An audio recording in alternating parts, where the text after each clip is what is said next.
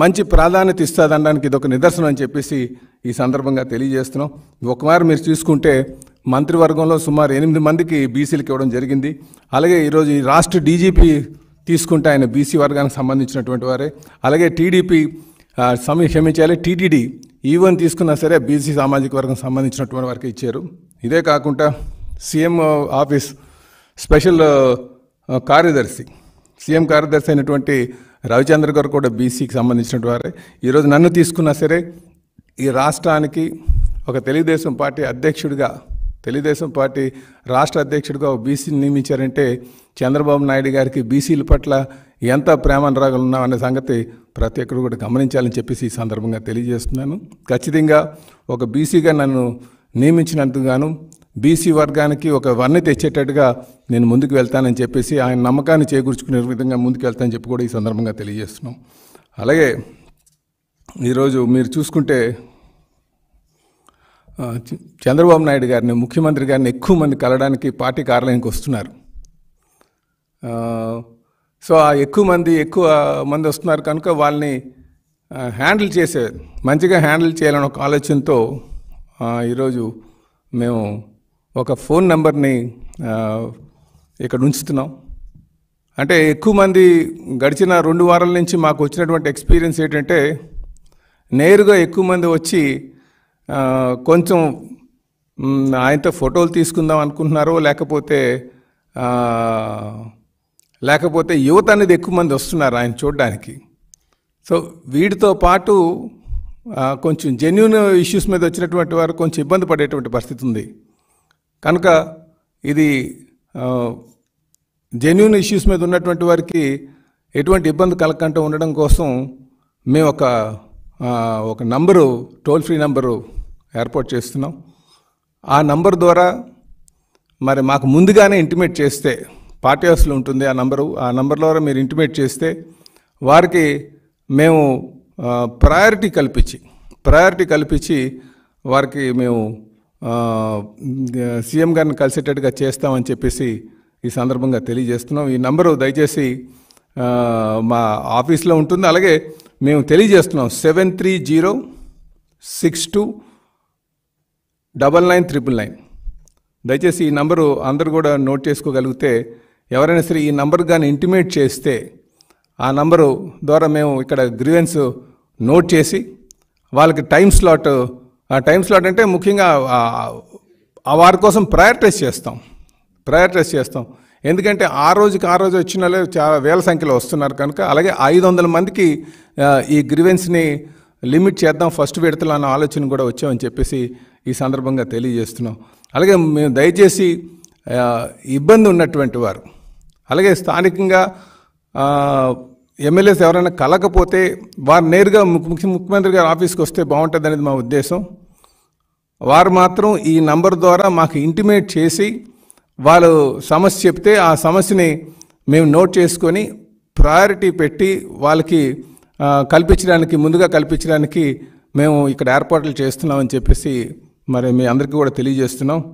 కనుక దయచేసి దీన్ని సద్వినియోగం చేసుకోవాలని చెప్పేసి నేను ప్రజల్ని కార్యకర్తల నాయకుల్ని ఈ అవకాశాన్ని సద్వినియోగం చేసుకోమని చెప్పేసి తెలియజేస్తున్నాం. అలాగే మరొకసారి ఈ నంబర్ నోట్ చేసుకోవాల్సిందిగా కోరుచున్నా 7306299999. మరొక మాట చెప్తున్నా 7306299999. ఈ నంబర్కి మీరు వారం రోజుల్లో మీరు ఇంటిమేట్ చేస్తే మాకు ఫోన్ ద్వారా వారి నంబర్ నోట్ చేసుకొని వారికి ప్రయారిటీ కల్పించి ముందుగా వాళ్ళకి కల్పించేటట్టుగా చేస్తామని తెలియజేస్తున్నాం. అలాగే గ్రీవెన్స్తో వచ్చేవారికి ముఖ్యమంత్రిని కలవాలనుకున్న వారికి ఇది జనరల్గా ఆఫీస్ టైంలోనే పెడుతున్నాం. అది ఎందుకంటే వన్ వీక్లో ఎప్పుడైనా వాళ్ళు కాల్ చేయొచ్చు, కానీ గ్రీవెన్స్ మాత్రం సాటర్డే ఉంటుంది. అంతే, మేము మన సాటర్డే వాళ్ళకి ఏర్పాటు చేస్తామండి గ్రీవెన్స్.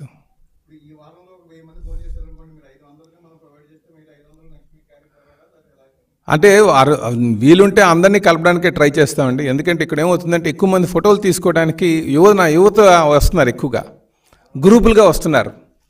కనుక అక్కడ ఎక్కువ సంఖ్య ఉన్న వాళ్ళు ఏమవుతుందంటే హ్యాండిల్ చేయడం కొంచెం కష్టం అవుతుంది ఆఫీస్ స్పేస్లో. కనుక మేమేమంటున్నామంటే జెన్యున్గా ఇష్యూస్ ఉన్న వాళ్ళు మాకు ముందుగానే ఇంటిమేట్ చేస్తే ఆఫీస్లో వాళ్ళకి అందరికీ కూడా ఒక దగ్గర వేదిక ఏర్పాటు చేసి అందులో వాళ్ళందరినీ కూర్చోబెట్టడానికి అవుతుంది. అలాగే ఆ రోజు వచ్చిన వాళ్ళందరినీ కూడా కొంచెం వరుసలో పెట్టి కలవడానికి, ఫొటోస్ తీసుకోవడానికి కూడా ఆస్కారం ఉంటుందని చెప్పేసి తెలియజేస్తున్నాం. అంటే ఇది గ్రీవెన్స్ ఎఫెక్టివ్గా హ్యాండిల్ చేద్దామనే ఉద్దేశంతో ఈ వెసులుబాటు, ఈ ప్రయత్నం అని చెప్పి తెలియజేస్తున్నాం.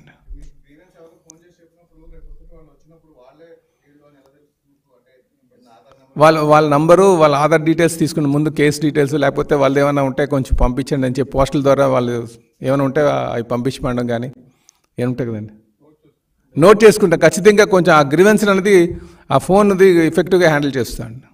దయచేసి ఇదంతా కూడా కార్యకర్తల నాయకులందరూ కూడా వినియోగించుకోవాలని చెప్పేసి తెలియజేస్తున్నాను.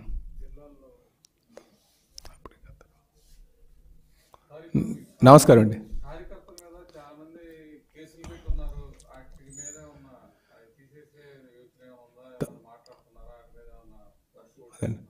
ఈరోజు రాష్ట్ర అధ్యక్షులుగా నా ప్రధానమైన ధ్యేయం కూడా, నా బాధ్యత కూడా ఏదైతే గత 5 సంవత్సరాలుగా రాజకీయ ప్రేరేపిత కేసులు ఏవైతే ఉన్నాయో, కార్యకర్తలను అనగదొక్కుదామని నాకు ఆలోచనతో ఉందో, దురుద్దేశంతో పెట్టినటువంటి కేసులు ఏవైతే ఉన్నాయో అవన్నీ కూడా మేము 3 నెలల్లోనే తీయాలనేది ఒక ప్రణాళిక రూపొందించుకున్నామండి. సో నా ప్రధానమైన కర్తవ్యం అదొకటే. అది రెండోది ఏదైతే కేసులు కోర్టులోకి వెళ్ళినాయో, ఎందుకంటే ఎఫ్ఐఆర్ రెడీ అయిపోయి ఎఫ్ఐఆర్ వేసి సమన్స్ ఇచ్చిన తర్వాత కోర్టులోకి అటెండ్ అయినటువంటి ఉన్నాయి. అది మాత్రం 1 ఇయర్ లోపల తీపిస్తామండి. ఏదైతే ఎఫ్ఐఆర్ అయ్యింది స్టేషన్లోనే ఉన్నాయి, చాలా కేసులు వేల సంఖ్యలో ఉన్నాయి. ఇవి వేల సంఖ్యలో ఉన్నాయి. మీరు ఎప్పుడు కూడా చూసి ఉండరు. గత 5 సంవత్సరాలుగా పోలీస్ యంత్రాంగాన్ని వినియోగించుకొని చట్టాలను కాలు రాస్తూ ఒక నియంత పోకడలతో వెళ్తున్నటువంటి పరిస్థితి మేము చూసాం. కేవలం తెలుగుదేశంని నిర్వీర్యం చేద్దామని, కార్యకర్తను భయాందోళన గురి చేద్దామని, కార్యకర్తను ఏదో విధంగా వశపరుచుకుందామని చెప్పేసి చాలా దుర్మార్గంగా 5 సంవత్సరాలు వాళ్ళు పరిపాలన చేశారు. దాన్ని ఎదిరించి ఈరోజు ప్రతి కార్యకర్త కూడా అక్కడ నించున్నారు. కనుక అలాగే ఈరోజు తెలుగుదేశం పార్టీ, జనసేన, బీజేపీని ఉమ్మడి కూటమిని అధికారం తేడానికి అహర్నిశలు కృషి చేశారు. ఎన్ని ఇబ్బందులు ఉన్నా సరే మేము ఎప్పుడు కూడా కార్యకర్తలకి ఏమి డబ్బులు కానీ జీతాలు కానీ ఉండవు.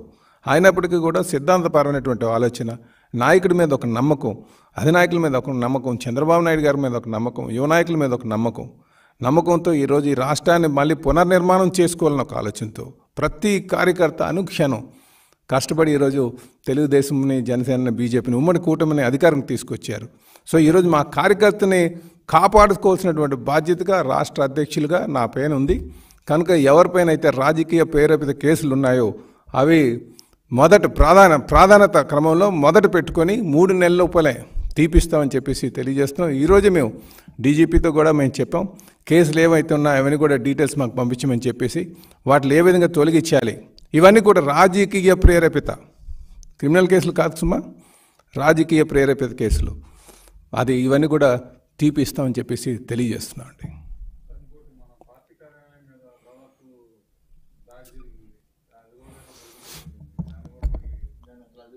మేము ఎవరైతే మా కార్యాలయం మీదకి వచ్చారో, ఎవరైతే చట్టాలను కాలరాస్తూ, ప్రజాస్వామ్య విలువలను కాలరాస్తూ ప్రతిపక్ష నేతలను అలగొట్టడాలనే ఆలోచనతో ఉన్నారో, అదే ఉద్దేశంతో ఈరోజు బరితెగింపుతో పార్టీ మీదకి వచ్చారు, పార్టీ ఆఫీస్ మీదకి, వాళ్ళందరినీ కూడా విడిచిపెట్టే ప్రసక్తి లేదు. వాళ్ళందరూ ఎవరైతే చట్టాలను కాలరాశారో వాళ్ళందరికీ కూడా రేపు బుద్ధి చెప్తాం. ముఖ్యంగా ప్రజాస్వామ్యబద్ధంగా మేము బుద్ధి చెప్తాం. వాళ్ళందరినీ కూడా రేపు ఆ కేసు మా సీసీ కెమెరాలో వాళ్ళు రికార్డ్ అయ్యి ఉంది. గతంలో మేము కంప్లైంట్ ఇచ్చాం, ఆ కంప్లైంట్ మళ్ళీ తీపిస్తామని చెప్పేసి తెలియజేస్తున్నాం అండి.